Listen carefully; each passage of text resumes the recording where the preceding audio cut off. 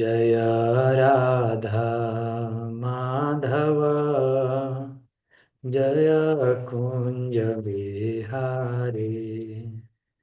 जय राधा माधव जय कुंज बिहारी। जय गोपीजन वल्लभ जय गिरिवरधारी। जय गिरिवरधारी। जय गोपीजन वल्लभ जय गिरिवरधारी। जय गिरिवरधारी। जय राधा माधव जय कुंज बिहारी। जय गोपीजन वल्लभ जय गिरिवरधारी। जय गिरिवरधारी।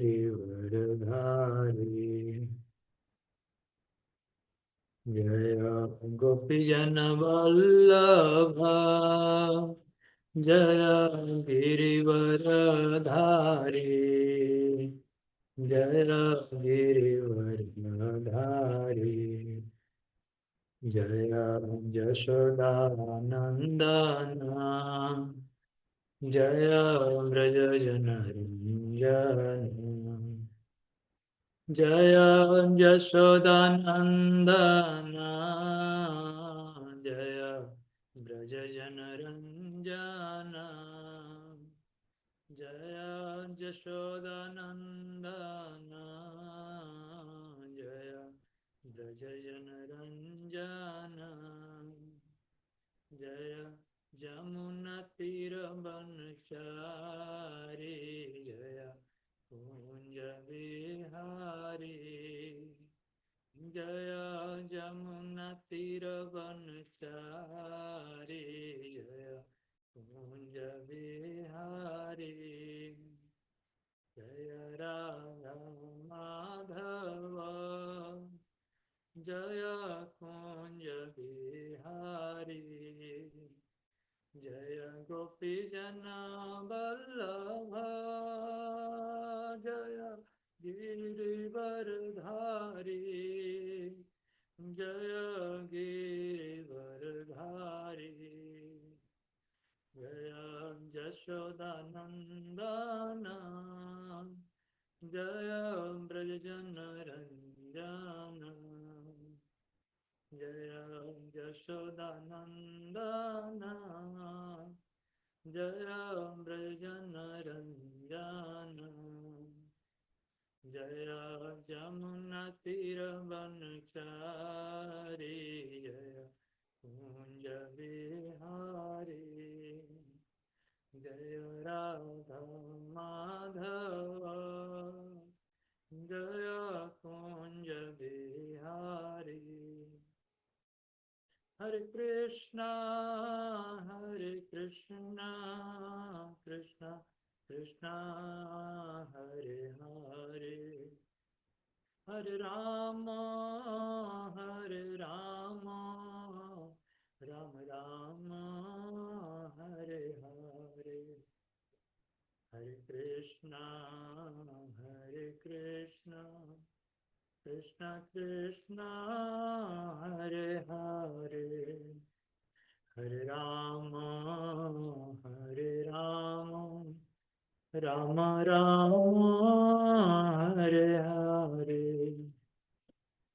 हरे कृष्णा कृष्णा कृष्णा हरे हरे।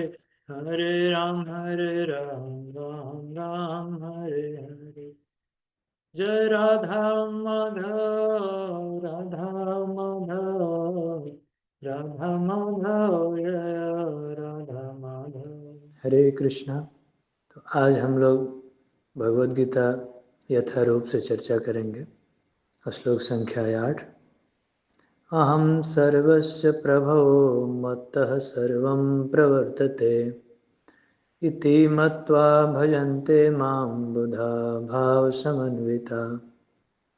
अहं सर्वस्य प्रभो मत्तः सर्वं प्रवर्तते इति मत्वा भजन्ते मां बुधा भावसमन्विता।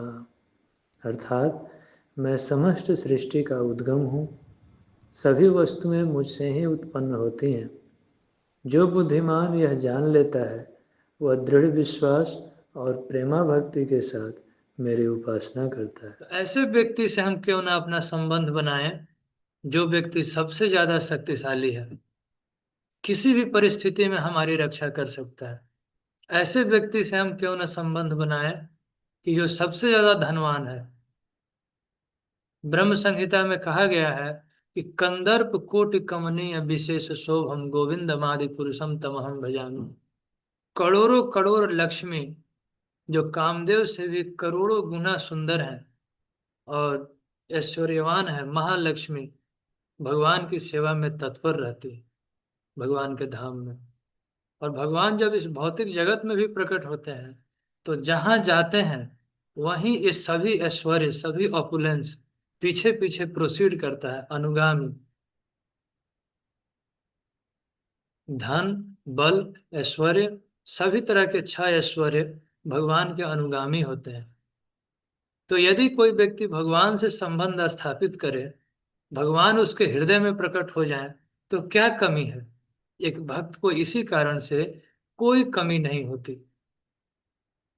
श्रील प्रभुपाद कहते थे कि पूरे दुनिया में हमारा उस समय 108 मंदिर था और अभी तो बहुत मंदिर है। प्रभुपाद जी कहते थे कि मेरे पास कुछ नहीं है, मैं तो एक भिखारी हूँ, सन्यासी हूँ, लेकिन कैसे चल रहा है। और एक एक मंदिर में इतने सारे भक्त हैं।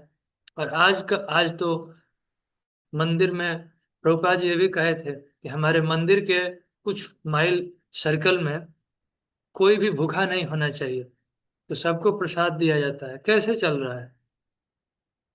भगवान सबको देते हैं, सबका पालन करते हैं। तो जिन भौतिक गुणों से हम आकृष्ट होते हैं वे आध्यात्मिक रूप में भगवान के अंदर हैं। इसलिए एक भक्त को चाहिए कि वो भगवान से प्रेम करे। और ये ऐश्वर्य तो भगवान के अवतारों में भी पाए जाते हैं। जैसे रामादि मूर्तिषु कला नियमेन तिष्ठन नाना अवतार अकरोध भुवनेषु किंतु। भगवान जब अवतार लेते हैं तो भी वे परम शक्तिशाली रहते हैं। ऐसा नहीं है कि भगवान परम शक्तिशाली है तो उनके अवतार में शक्ति कम है, ऐसा नहीं है। उपनिषदों में ऐसे बताया गया है कि जैसे एक कैंडल से दूसरा कैंडल आप जलाते हैं तो एक मोमबत्ती से दूसरा मोमबत्ती जला देंगे, एक दीपक से दूसरा दीपक जला देंगे, तो बाद में दोनों दीपक एक समान ही होते हैं। उसी तरह जैसे श्री कृष्ण ऑपुलेंट हैं, सभी ऐश्वर्यों से परिपूर्ण हैं, उसी तरह भगवान के सभी अवतार भी परिपूर्ण होते हैं। और बाद में आप देखेंगे कि एक दीपक से दूसरा दीपक जलाए और दोनों दीपक में कोई अंतर नहीं है, दोनों एक जैसा लगते हैं देखने में, परंतु एक दीपक ओरिजिन है, वहीं आदि पुरुष श्री कृष्ण है। गोविंदम आदि पुरुषम तमहम भजामि। ब्रह्म संहिता में ब्रह्मा जी बताए हैं। और श्रीमद् भागवतम के प्रथम स्कंद में सभी अवतारों की कथा सुना के श्रील सुखदेव गोस्वामी कहते हैं, सूत गोस्वामी नैमिषारण्य के ऋषियों से, एते च अंश कला पुंस कृष्णस्तु भगवान स्वयं। ये जितने अवतारों के बारे में मैंने बताया ये सभी कोई अंश है तो कोई कला है। कृष्णस्तु भगवान स्वयं, कृष्ण स्वयं भगवान है। इसलिए आप पढ़ेंगे भगवत गीता तो श्री कृष्ण के लिए बारंबार यह शब्द आया है, श्री भगवान वाच। प्रभुपाद जी यहाँ लिखते हैं तात्पर्य में कि वेदों का कथन है, नारायण उपनिषद में कहा गया है कि ब्रह्मणयो देवकी पुत्र। पर ब्रह्म कौन है। वे देवकी पुत्र हैं, जो देवकी और वसुदेव जी के घर जन्म लिए प्रकट हुए भगवान, वहीं देवकी के पुत्र के रूप में जो प्रकट हुए वही भगवान परब्रह्म है। उसके बाद महाउपनिषद में भगवान शिव के वाक्य हैं, उसमें भी बताया गया है कि भगवान शिव आदि पुरुष भगवान के मस्तक से प्रकट होते हैं। तो जितने भी अवतार, उप अवतार, पुरुषावतार, मन्वंतरावतार, जुगावतार, ये सभी कोई अंश है तो कोई कला है। बारह पुराण में लिखा गया है, नारायण परो देव तस्मात् जात चतुर्मुख, तस्माद् रुद्रो अभवे देव संज्ञात सर्वगतां गतः, सर्वगतां गतः। नारायण स्वयं भगवान है। इस प्रकार भगवान के बारे में बारंबार शास्त्रों में बताया गया है। और इस प्रकार जो व्यक्ति यह समझ लेता है कि भगवान ही समस्त कारणों के कारण है, तो उसके मन में कोई संशय नहीं रहता है कि जिस व्यक्ति का मैं भजन कर रहा हूँ, जिसके शरण में आया हूँ, यह व्यक्ति सबसे महान है। इसके शरण में रहने से, इसके इसकी सेवा करने से मैं परम धाम को प्राप्त करूंगा। और जब तक इस भौतिक जगत में रहूंगा, भगवान मेरा पालन करेंगे, मेरी रक्षा करेंगे, और मुझे किसी चीज की कमी नहीं होगी, भौतिक रूप से, आध्यात्मिक रूप से।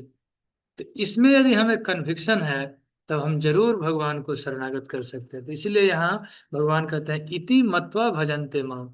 यह बात जो व्यक्ति समझ जाता है, वही बुधा भाव, बुधा मतलब होता है बुद्धिमान, वह व्यक्ति बुद्धिमान है और वही भगवान के प्रेमा भक्ति में लगता है। इसके बाद 9वां श्लोक है।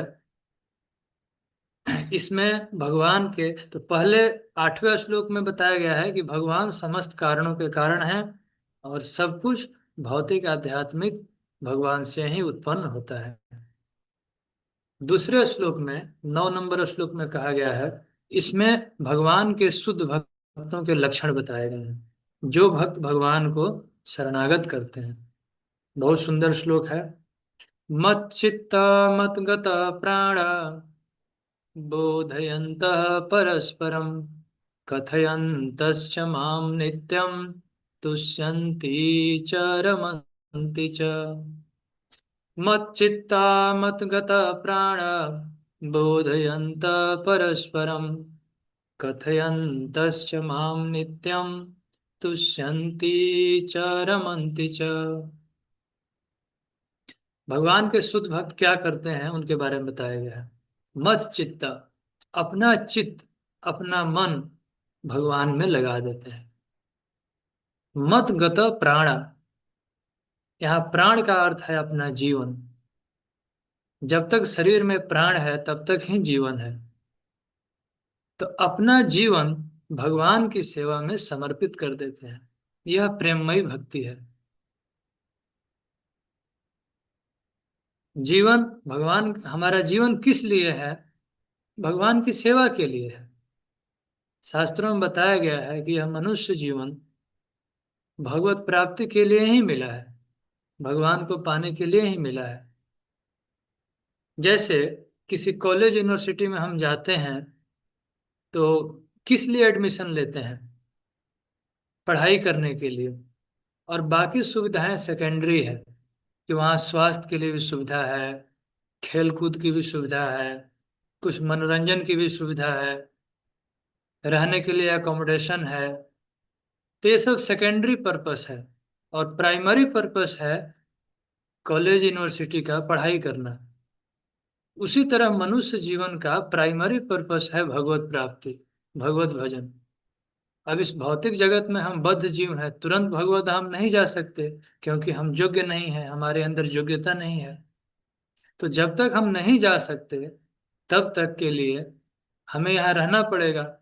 तो उसके लिए भगवान कुछ कुछ सुविधाएं बनाए हैं, जैसे खाने की व्यवस्था, दवाई बनाए हैं, औषधि बनाए हैं, कुछ मनोरंजन की व्यवस्था किए हैं, रहने के लिए भगवान दिए हैं, सूरज का प्रकाश दिए हैं, पानी दिए हैं, एनर्जी दिए हैं, हवा दिए हैं, धरती दिए हैं, खेती बाड़ी दिए हैं। भगवान सब व्यवस्था इस धरती पर करते हैं, लेकिन प्राइमरी पर्पस है भगवत प्राप्ति, भगवत भजन।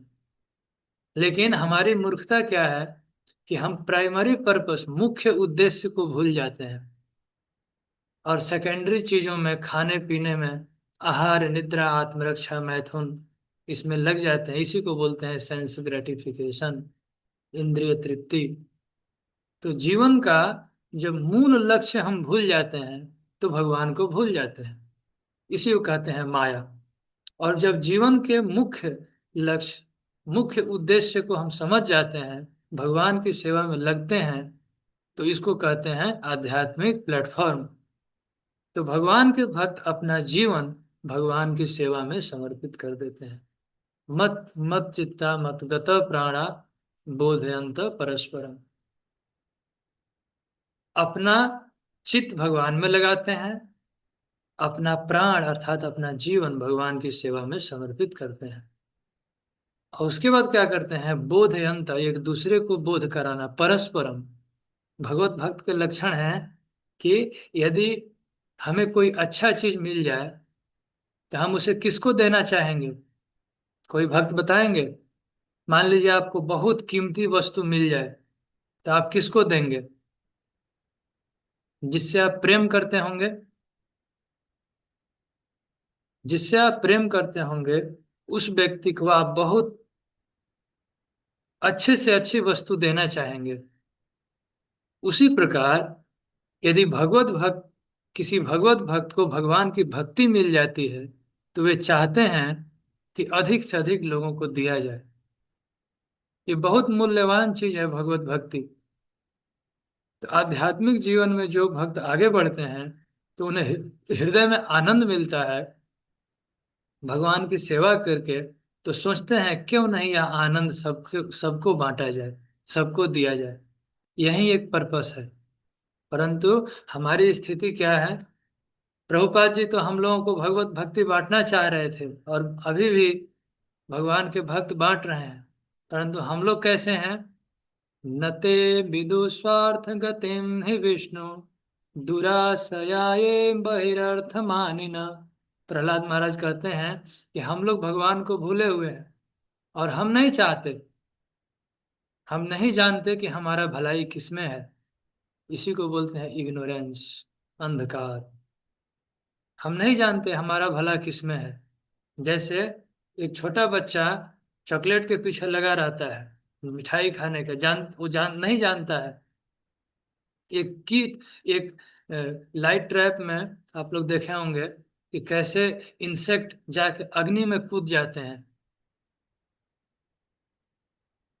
जलती हुई आग की ज्वाला जब धधकती है तो उसमें कीड़े उड़ते हुए जाके बरसात के दिनों में आग में प्रवेश कर जाते हैं। वैसे ही ये लिविंग एंटिटी, वह कीड़ा ये समझता है कि ये मेरे लिए अच्छी वस्तु है, आनंद की वस्तु है, आग में प्रवेश कर जाता है और जल के नष्ट हो जाता है। वैसे ही अज्ञानवश मनुष्य यह समझता है कि मैं इस माया के वस्तुओं में सुखी हो जाऊंगा और उसी की तरफ बार बार जाना चाहता है, बारंबार जाना चाहता है। और अंत में हमारा समय बीत जाता है, मूल्यवान मनुष्य जीवन व्यर्थ हो जाता है, हम भगवान की सेवा में नहीं लग पाते हैं। तो भगवान के शुद्ध भक्त क्या करते हैं? बोधयंत परस्परम, एक दूसरे को ज्ञान प्रदान करते हैं, इनलाइटनिंग ईच अदर। ये सबसे बड़ी सेवा है।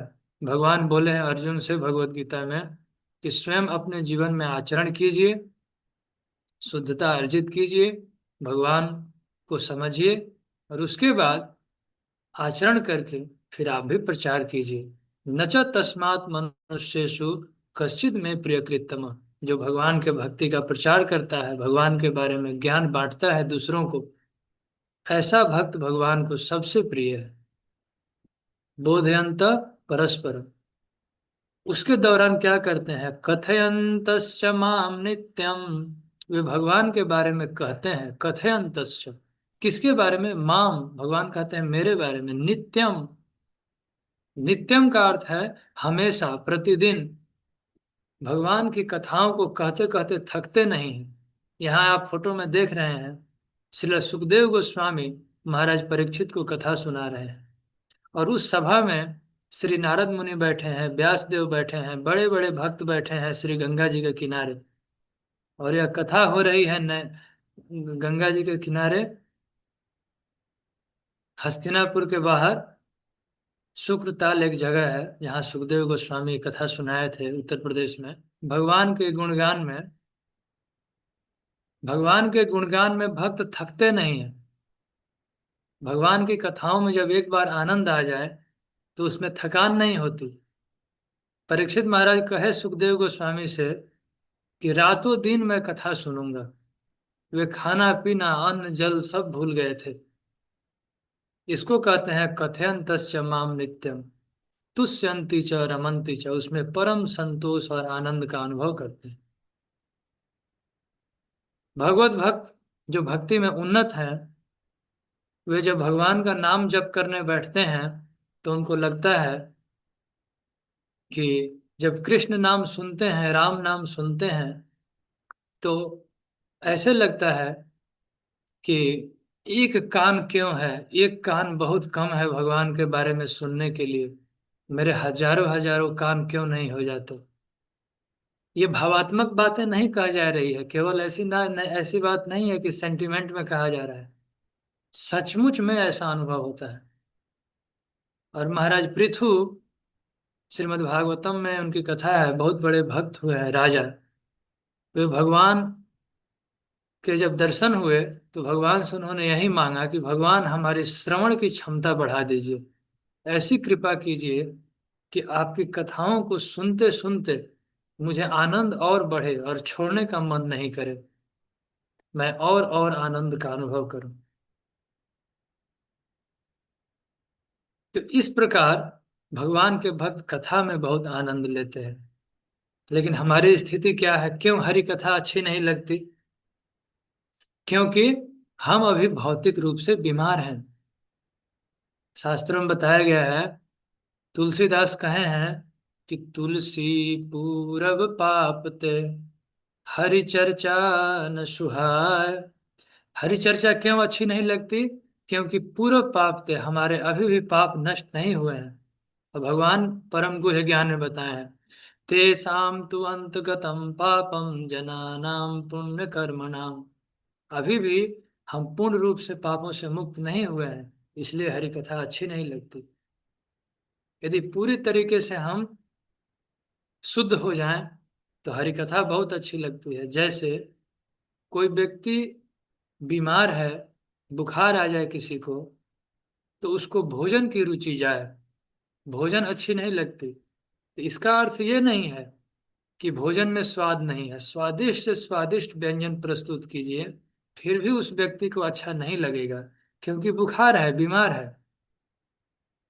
इसका अर्थ ये नहीं है कि भोजन स्वादिष्ट नहीं था, भोजन स्वादिष्ट था, लेकिन चूंकि वह बीमार है इसलिए उसको टेस्ट का अनुभव नहीं हुआ, स्वादिष्ट नहीं लगता है।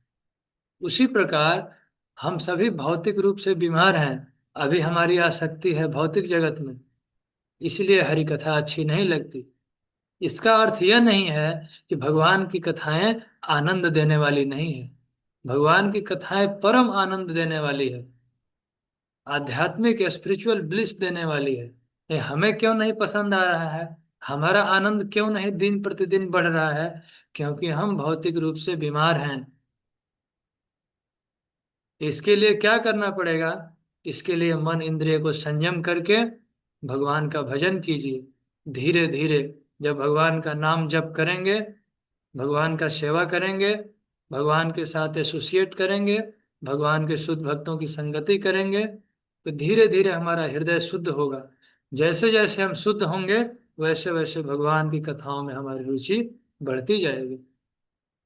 प्रभुपाद जी एक बहुत सुंदर कोट यहाँ बता रहे हैं। प्रभुपाद जी कहते हैं कि जैसे एक रोगी व्यक्ति जितना अधिक स्वस्थ होता है उतना ही अधिक सुखदायी होता जाता है। जैसे जैसे हम स्वस्थ होते हैं तो हमें सुख का अनुभव होता है। उसी प्रकार आध्यात्मिक जीवन में जितना आगे बढ़ेंगे उतना ही आपको आध्यात्मिक आनंद, परम आनंद, हायर टेस्ट की प्राप्ति होगी। चैतन्य महाप्रभु बताए हैं, आनंद अम्बुधि वर्धनम, प्रतिदिन आनंद बढ़ते रहता है। परंतु देखिए अभी हमारी आसक्ति कहाँ है? हमारी आसक्ति है नेक्स्ट चीज। नेक्स्ट मतलब जिन चीजों के प्रति आध्यात्मिक जीवन में बढ़े हुए लोग कभी आकृष्ट नहीं होते।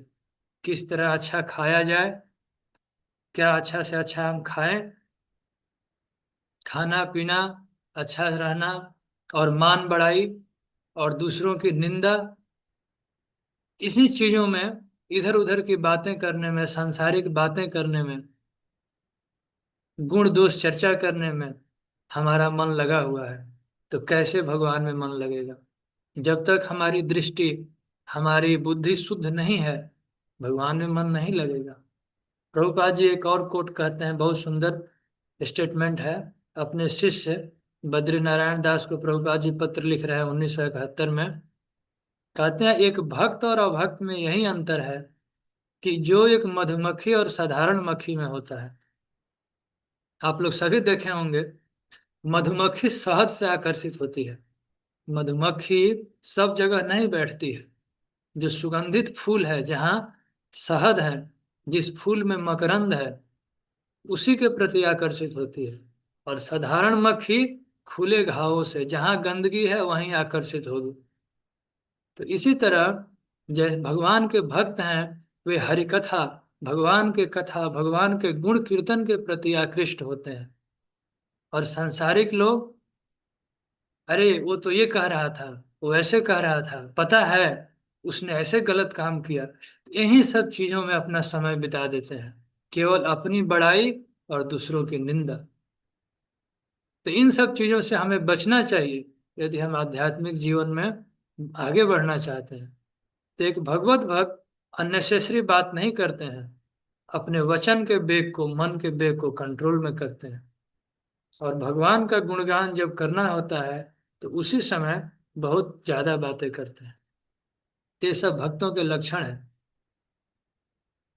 तो ये दो श्लोक आज हम लोग चर्चा किए, और विस्तार से हम लोग फिर अगली क्लास में चर्चा करेंगे। और जो बाकी दो श्लोक हैं, बहुत सुंदर श्लोक हैं ये भगवत गीता के, अभी हम लोग डिस्कस करेंगे और सेशन को समराइज करेंगे।